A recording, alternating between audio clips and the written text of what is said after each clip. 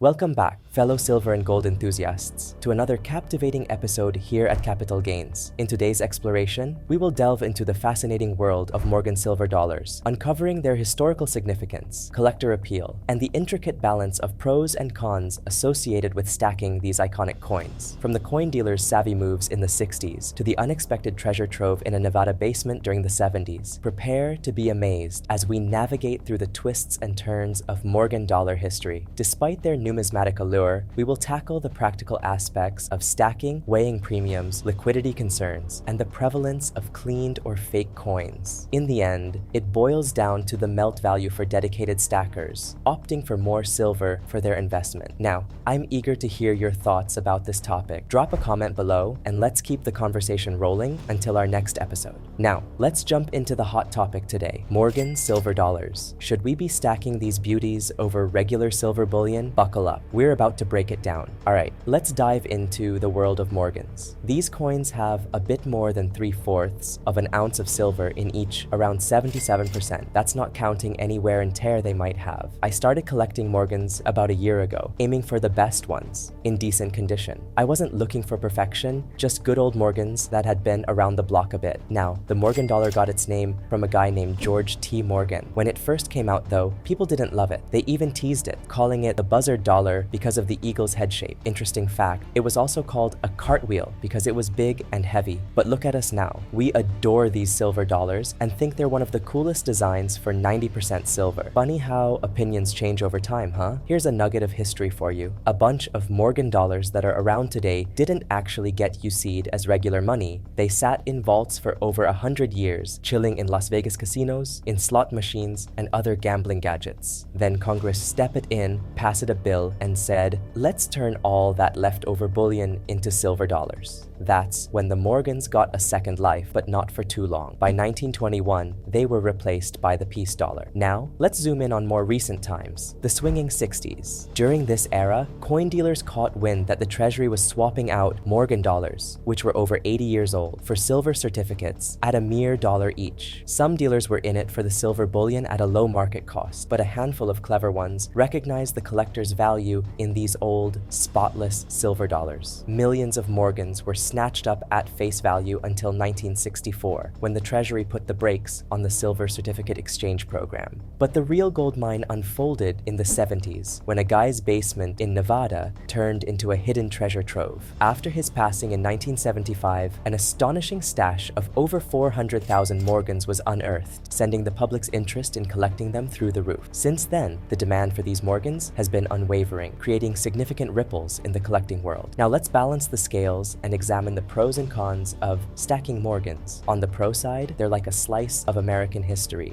Imagine this: some of the most legendary figures from the Wild West might have once held the very coin you now proudly own. It's a direct link to our past, and that's undeniably awesome. Another pro, they seem to keep their value even when the silver market takes a dip. Dealers typically don't lower prices on Morgans, and that's a positive trend. And let's not overlook the aura that Morgan carries. It's like the crowned monarch of silver dollars, and that kind of uniqueness can't be replicated. Moreover, if you're into the excitement of the hunt, there's a multitude of rare Morgans and variations to keep your interest peaked for a good long while. Now let's turn the coin and explore the flip side, where we encounter some drawbacks to stacking Morgans. Firstly, let's talk about premiums. Even for a moderately worn Morgan, you're looking at shelling out an average of $25 to $30. So it might put a bit of a dent in your wallet. And if you're harboring dreams of being a completist with these beauties, well, good luck. Some years are pretty rare, especially the Carson City issues, and that might seriously impact your budget. Next on the list is liquidity, and it can be a bit of a question mark. Selling Morgans might not guarantee you'll recoup what you've invested, especially if you go through a dealer. Opting for peer-to-peer sales could be a better route. Now, here's a bit of a bummer. About 80% of Morgan dollars have been cleaned. Not the coolest thing, right? Additionally, they're highly susceptible to being fake, so you've got to exercise caution and make sure you know what you're getting. In the grand scheme of things, it's crucial to weigh these pros and cons when deciding whether to stack Morgans. While they offer a tangible link to history and the thrill of collecting, the financial considerations and potential challenges should also be factored into the equation. Let's delve a bit deeper into the nuances of Morgan dollars. Keep in mind that Morgans grading below AU 50 50 usually fetch a value primarily based on their silver content. Now, brace yourself for a tidbit that might slightly deflate your collecting enthusiasm. A significant portion of the Morgans available in today's market never actually saw circulation. They lack that fascinating history we often imagine when holding old coins. It's a bit of a downer, isn't it? Considering these insights, let's weigh the pros and cons once more. Here's my take. Stacking Morgans might be likened to the rationale behind acquiring graded and slabbed silver bullion coins. Collecting them? Absolutely. I have a soft spot for them, but when it comes to stacking, I'm leaning towards good old standard silver bullion. While Morgans bring a touch of historical charm and allure to a collection, the potential drawbacks, such as premiums, liquidity concerns, and the prevalence of cleaned or fake coins might tilt the scales in favor of a more straightforward approach. Standard silver bullion, with its inherent value and ease of liquidity, could be a more practical choice for stacking purposes. It's all about finding the right balance between collecting for the joy of it and making sound financial decisions in the realm of precious metals. Certainly, Morgans carry that unique numismatic charm that sets them apart, but the reality is, a considerable number lack that distinctive value we often associate with them. When it comes down to the nitty-gritty, it's all about the melt value, my friends. For those focused on stacking, the primary goal is to maximize the amount of silver you get for your hard-earned bucks, even if it means forgoing the prestige that comes with those classic 90% silver coins. Now, that's just my 2 cents on the matter. I'm genuinely curious to hear your take on stacking Morgans. Perhaps you perceive it differently,